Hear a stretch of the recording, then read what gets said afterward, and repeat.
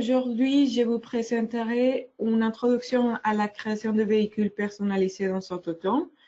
Ce qui, nous l'espérons, sera très utile pour vous et pour vos évaluations. Ok, on va commencer maintenant. Ici, notre ordre du jour. Dans un premier temps, nous parlerons rapidement des informations nécessaires à la création de véhicules simples. Nous allons voir les éléments d'un véhicule et les types de connecteurs. Nous verrons ensuite comment une charge est ajoutée à un véhicule. On aura une petite démonstration technique et à la fin, un temps pour les questions et les réponses.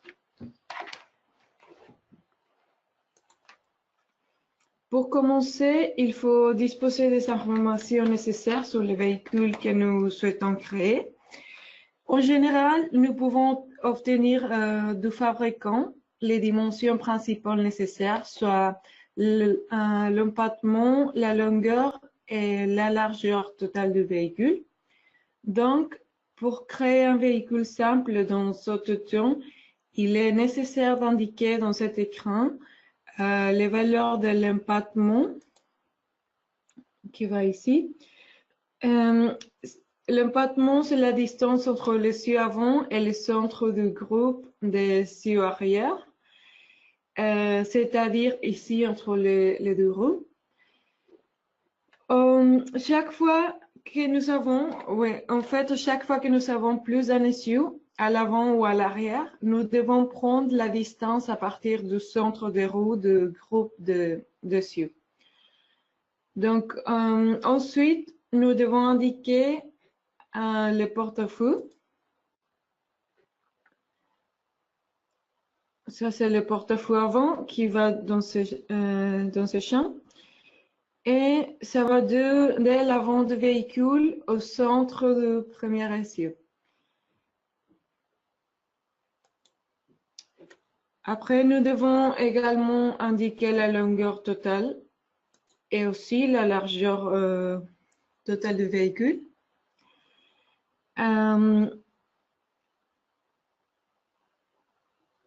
Le porte-feu arrière peut être mis à 0 pour les véhicules d'un seul élément. Et pour créer un véhicule utilisable pour des simulations verticales, nous devons également indiquer les données de la ligne de toit. Et ça, c'est dans cet autre écran. D'abord, nous avons besoin de l'auteur que nous allons indiquer dans ce champ. Et puis, les gardes au sol. Optionnellement, nous pouvons indiquer aussi un contour. Vous pouvez sélectionner une ligne de toit ou contour en cliquant ici sur un menu déroulant avec des contours prédéterminés. Une autre solution consiste à tracer une polyligne représentant les contours du véhicule, puis à l'importer à l'aide de cet autre bouton.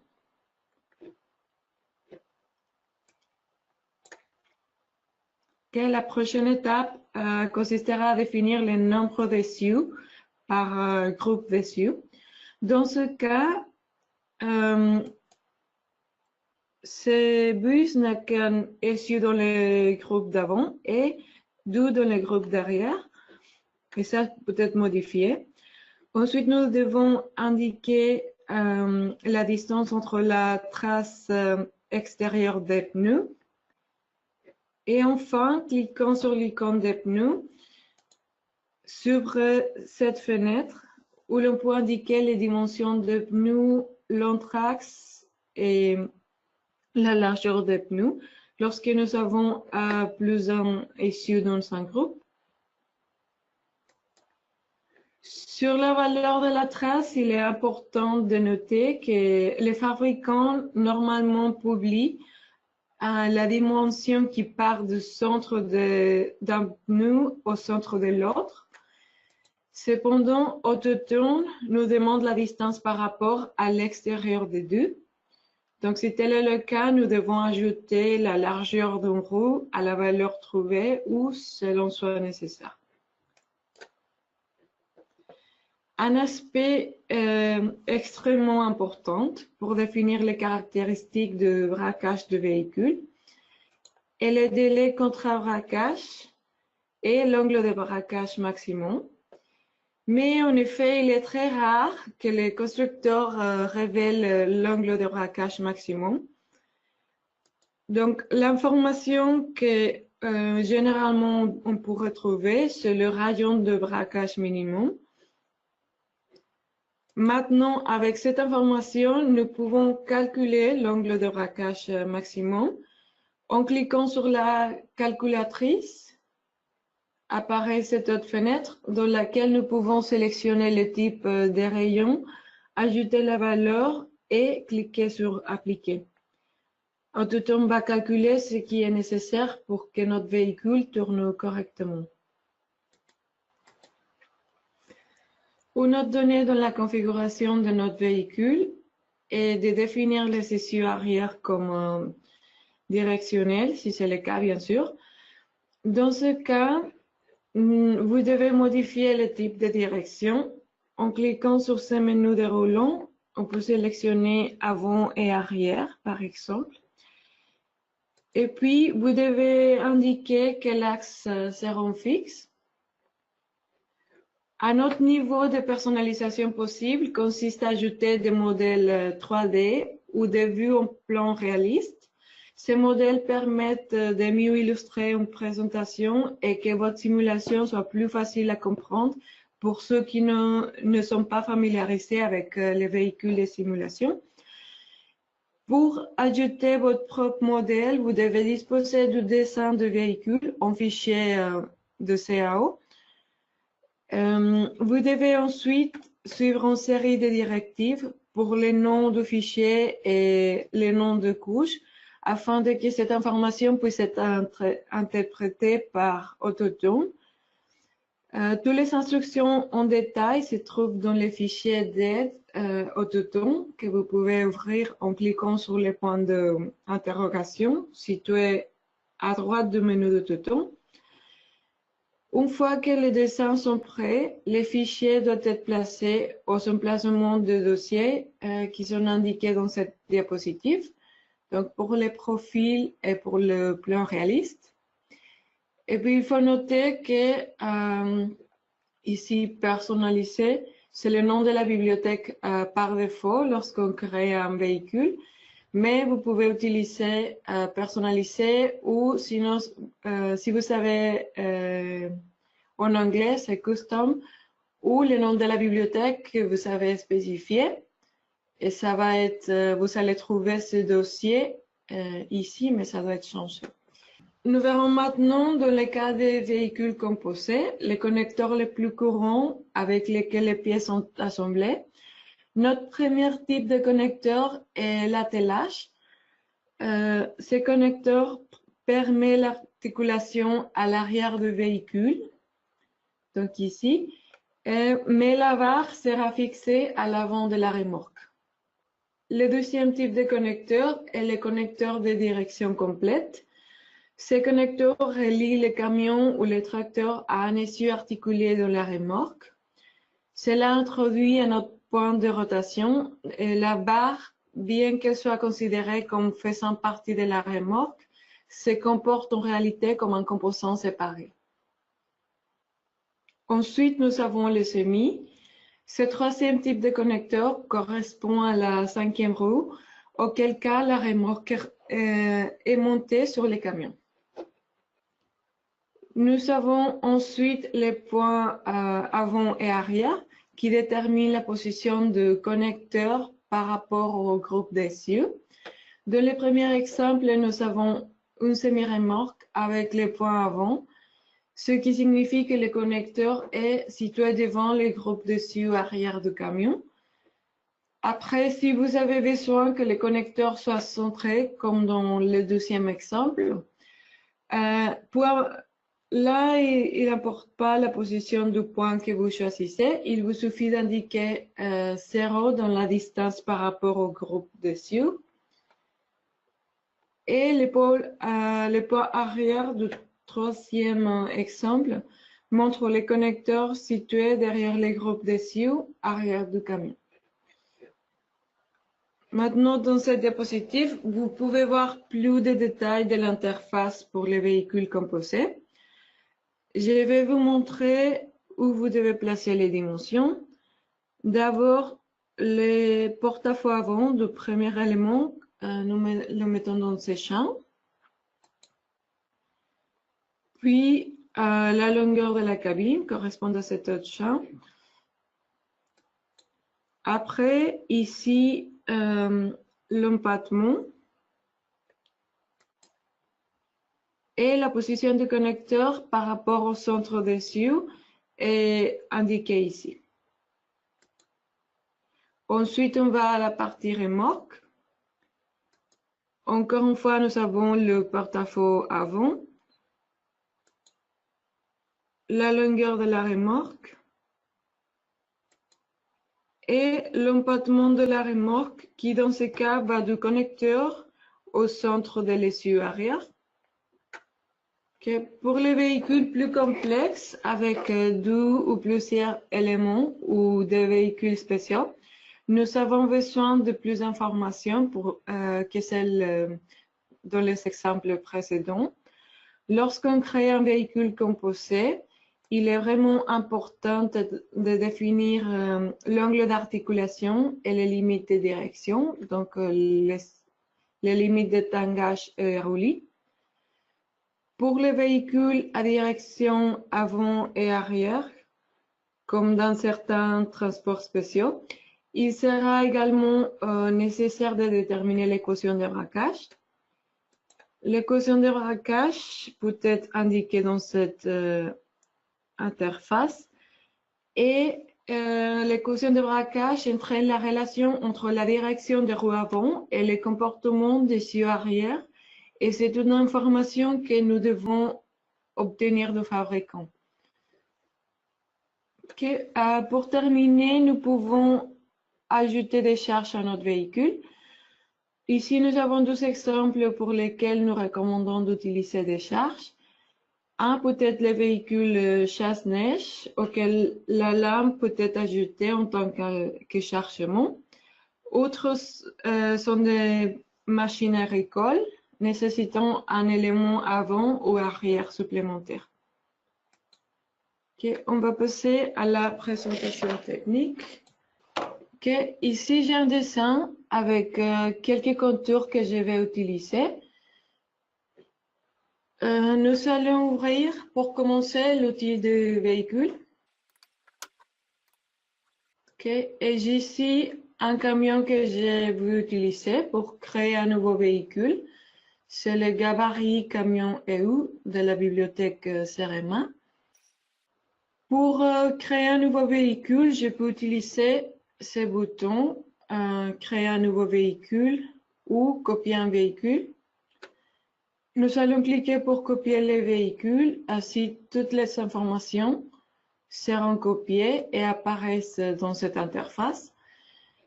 Nous devons donner un nom à notre véhicule. Je tape ici chasse-neige. Je peux maintenant ajuster la largeur, la longueur et toutes les autres dimensions que j'ai mentionnées. Mais dans ce cas, la seule chose que je souhaite modifier est la configuration des essieux arrière. Je vais mettre ici 2 essieux. OK, maintenant c'est très utile. Lorsqu'on clique sur ce bouton, articulation, vous pouvez voir quels essieux sont directionnels. Donc on voit ici que c'est seulement le premier essieu. Si nécessaire, je peux changer le type de direction, comme je vous ai montré. Donc ici, on va choisir avant et arrière. Okay. Et on peut voir maintenant comment tous les essieux sont directionnels. Puis après, je vais vous fixer le dernier essieu. Donc, je vais indiquer ici 2 et 1. Et on clique sur articulation pour vérifier. Donc, on peut voir quand le dernier essieu est fixe. OK, pour la suite, je vais ajouter une charge à mon véhicule.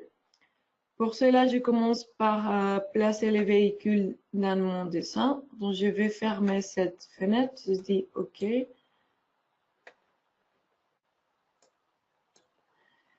Et on va le placer avec cet outil, trajectoire curviligne.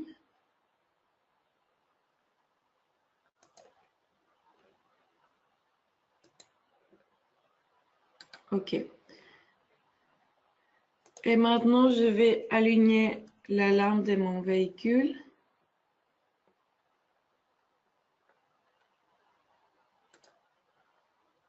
Ici, voilà. Et cet aileron aussi.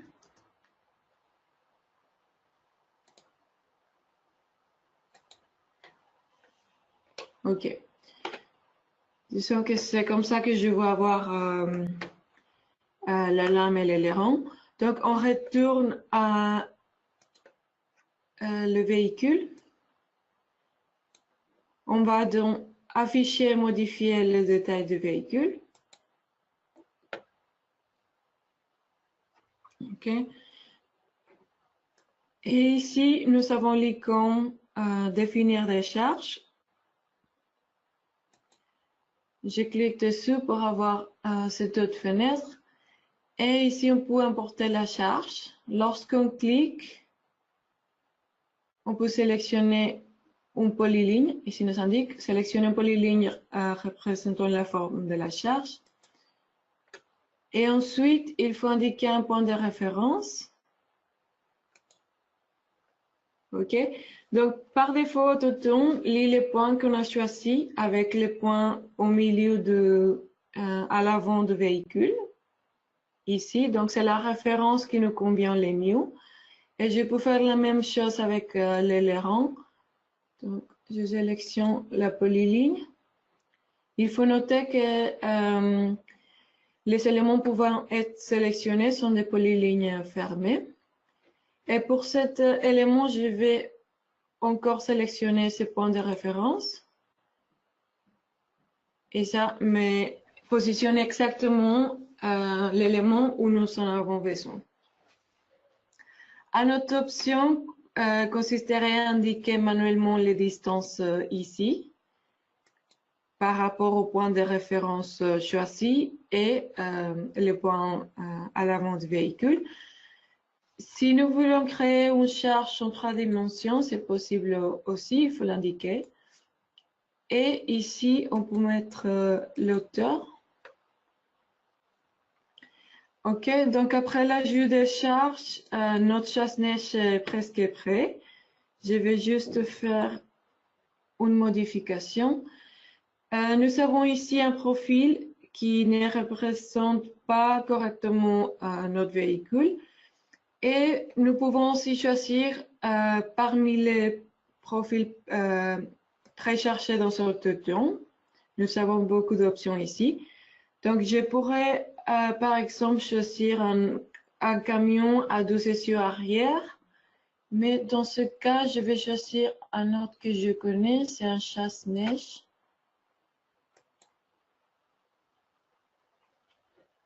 Donc, voilà. Ça, c'est seulement cosmétique. Et comme j'ai mentionné dans la présentation, vous pouvez aussi dessiner votre propre profil. Je vais fermer maintenant cette fenêtre. Et on va évaluer comment notre véhicule se comporte dans le dessin de notre projet. J'ai de ce côté un giratoire. Et je vais vérifier d'abord sur les propriétés quelle est la configuration actuelle. Car lorsque nous avons un véhicule avec une charge, afin d'afficher la charge sur la simulation, nous devons nous assurer que les charges sont sélectionnées. Donc, on va dans Véhicule, Simulation 2D, et ici, nous avons l'option de sélectionner pour afficher les charges. Et puis, pour les enveloppes, En plus des options des pneus et des carrosseries, nous avons aussi l'option de charge et des marches de charge et qui peut inclure une marche qu'on indique ici. Je vais sélectionner seulement l'enveloppe de la carrosserie et les charges maintenant. Donc, je dis OK. Et je vais placer en simulation 2D, vite. Déjà, on peut voir comment les charges sont affichées dans notre véhicule.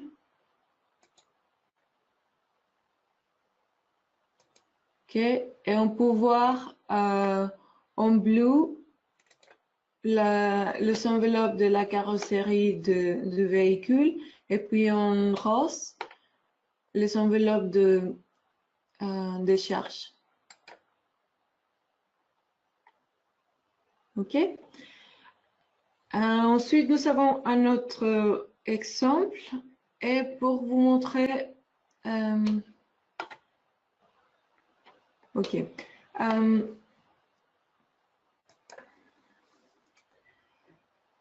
Pour vous montrer un autre exemple d'utilisation, j'ai ici un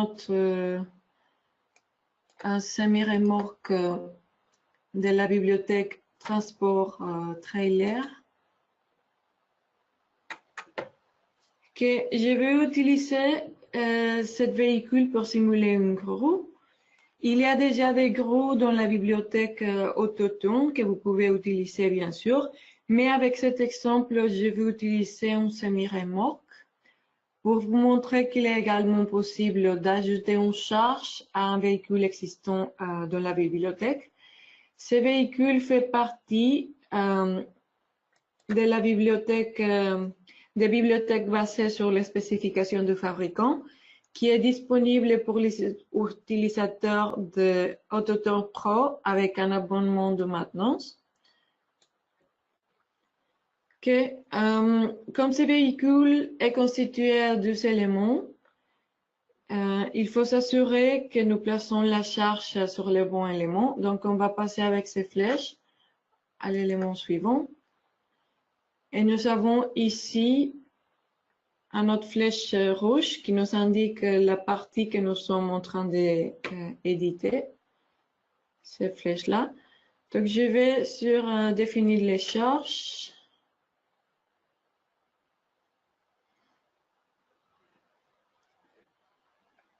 Et puis ici, c'est aussi possible d'aller à la première partie.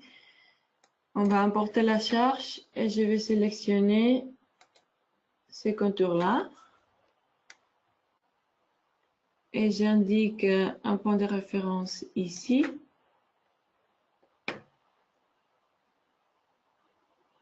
OK, et je vais vous montrer maintenant comment c'est possible d'ajouter en distance. Là, nous avons la charge est placée à l'avant du 2e élément du véhicule. Je vais mettre ici 2.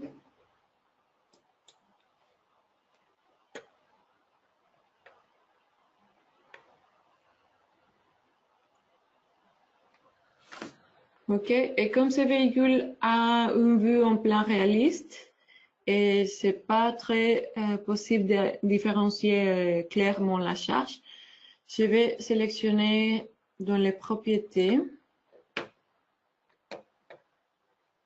Je vais vous montrer.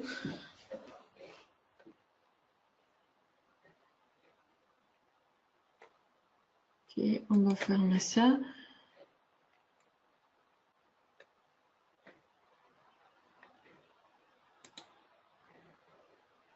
OK, je vais dans les propriétés et pour les charges, on peut sélectionner, on peut changer ici la couleur, aussi le style de ligne et il y a aussi l'option de remplissage.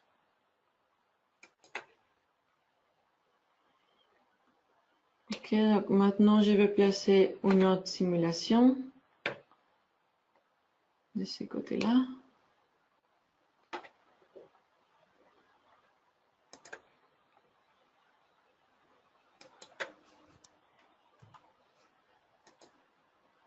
Ok, et maintenant nous pouvons voir notre charge toute remplie en blanc. Ok, je vais placer un véhicule ici.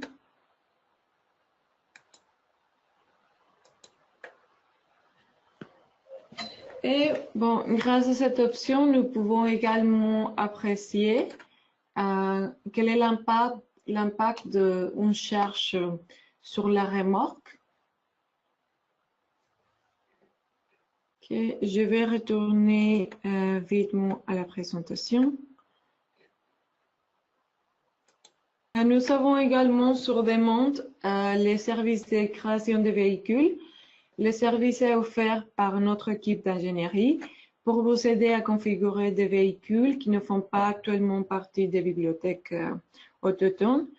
Et par exemple, si vous souhaitez modéliser un transport spécifique d'un fabricant ou un véhicule en fonction des normes applicables à votre projet, si ce service vous intéresse, vous pouvez envoyer votre demande à l'adresse mail et en fournissant les informations sur le véhicule, c'est-à-dire les dimensions, les types de direction, les plans de profil, nous pouvons vous proposer un devis. Donc voilà pour cette présentation. Si vous avez toujours des questions, vous pouvez nous envoyer un mail. Je vous remercie beaucoup de nous avoir accompagnés. Salut et bonne journée à tous.